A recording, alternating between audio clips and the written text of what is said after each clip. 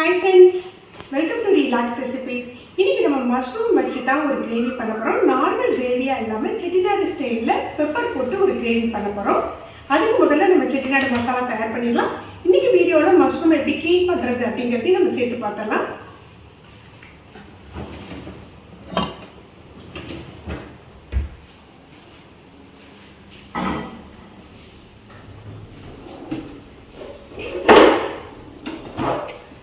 இந்த மசாலா பார்த்தீங்கன்னா இப்போ நம்ம தயார் பண்ண போகிற மசாலா வந்து இந்த மஷ்ரூமுக்கு மட்டும் இல்லாமல் செட்டிநாடு கிரேவி செட்டிநாடு ஸ்டைலில் நம்ம பண்ணுற எல்லா கிரேவிக்குமே நம்ம யூஸ் பண்ணலாம். இதுக்கு என்னென்ன போட்டு வறுக்கணும்னு பார்த்தலாம்.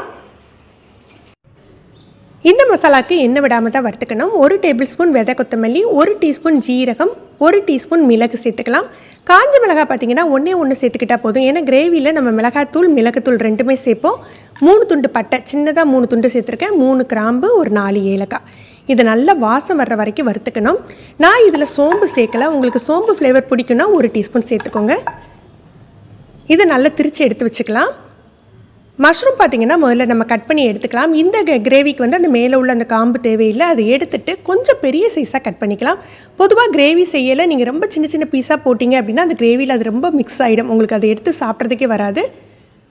சின்ன மஷ்ரூமாக இருந்ததுன்னா நீங்கள் அப்படியே முழுசாக கூட யூஸ் பண்ணலாம்.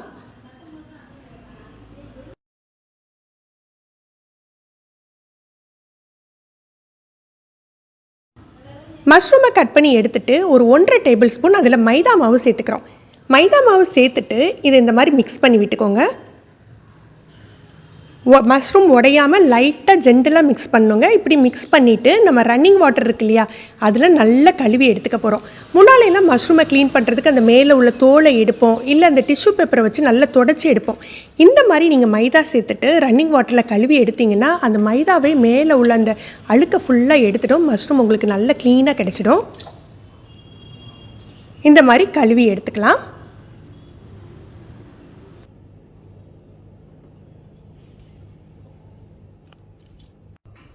ஒரு 1.5 டேபிள் ஸ்பூன் அளவுக்கு எண்ணெய் விட்டுக்கலாம். நான் இன்றைக்கி ஜீரகம் போட்டு தான் தாளிக்க போகிறேன். நான் சோம்பு எதுவுமே சேர்க்கல. சோம்பு ஃப்ளேவர் பிடிக்குங்கிறவங்க ஜீரகத்தோட சோம்பு சேர்த்துக்கலாம். ஒரு 1/4 டீஸ்பூன் ஜீரகம் சேர்த்துருக்கேன். 2 காஞ்ச மிளகாய் ஜஸ்ட்டு வந்து அந்த காம்பை மட்டும் எடுத்துகிட்டு சேர்த்துருக்கேன். 2 வெங்காயம் கட் பண்ணி சேர்த்துக்கலாம்.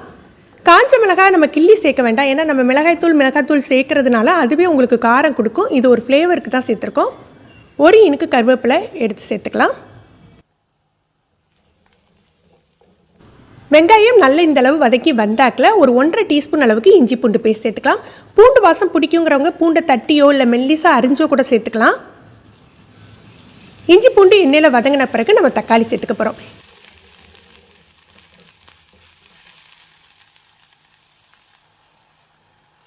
ரெண்டு தக்காளி கட் பண்ணி சேர்த்துக்கலாம்.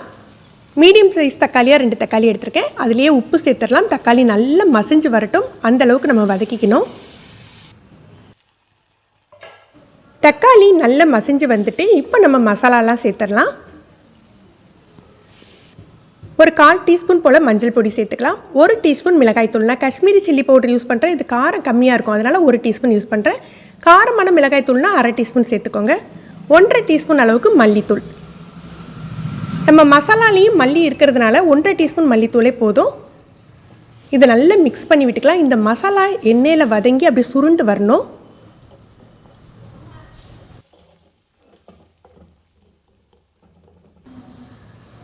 இப்போ நம்ம தண்ணி சேர்த்துக்கலாம். 1 கப் அளவுக்கு தண்ணி போதும். தண்ணி நிறைய சேர்க்க வேண்டாம், ஏன்னா மஷ்ரூமும் கொஞ்சம் தண்ணி விடும்.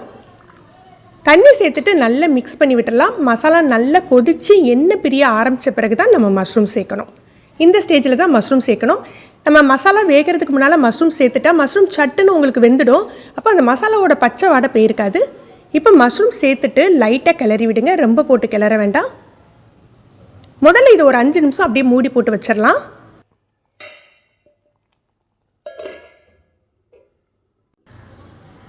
பாருங்க, ஏற்கனவே உள்ள தண்ணியோடு சேர்த்து இதுவும் கொஞ்சம் தண்ணி விட்டுருக்கு. லேசாக கிளறிக்கோங்க. இப்போ நம்ம திரிச்சு வச்சுருக்கோம் இல்லையா மசாலா, அந்த பொடியை 2 டீஸ்பூன் அளவுக்கு சேர்த்துக்கலாம். உங்களுக்கு ஃப்ளேவரிங் கொஞ்சம் ஜாஸ்தியாக வேணும்னா கூட 1 டீஸ்பூன் கூட சேர்த்துக்கோங்க. இதோட ஒரு 1/2 டீஸ்பூன் மிளகுத்தூள்.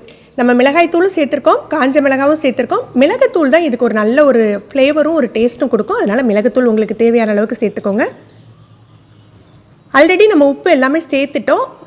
மஷ்ரூமும் உங்களுக்கு மேக்ஸிமம் குக் ஆகிருக்கும். இது மண்சட்டி அப்படிங்கிறதுனால வழக்கத்தோடையும் ஒரு 2-3 நிமிஷம் முன்னாலேயே குக் ஆகிடும். ஒரு 7-8 நிமிஷம் மஷ்ரூம் வெந்தால் போதும். கொஞ்சமாக கருவேப்பிலை தூவிட்டு ஒரு 3 நிமிஷம் குறைஞ்சி தீயில போட்டு வச்சிடலாம். மஷ்ரூம் கிரேவி சூப்பராக செட் ஆகிருக்கும். ஃப்ரெண்ட்ஸ், இது இடியாப்பம், தோசை, சப்பாத்தி எல்லாத்துக்குமே சூப்பர் காம்பினேஷனாக இருக்கும். நீங்களும் ட்ரை பண்ணி பாருங்கள். இந்த வீடியோ பிடிச்சிருந்தா லைக் பண்ணி ஷேர் பண்ணுங்கள். நீங்கள் ஃபஸ்ட் டைம் நம்ம சேனல் பார்க்குறீங்கன்னா ரிலாக்ஸ் ரெசிபி சப்ஸ்கிரைப் பண்ணிக்கோங்க.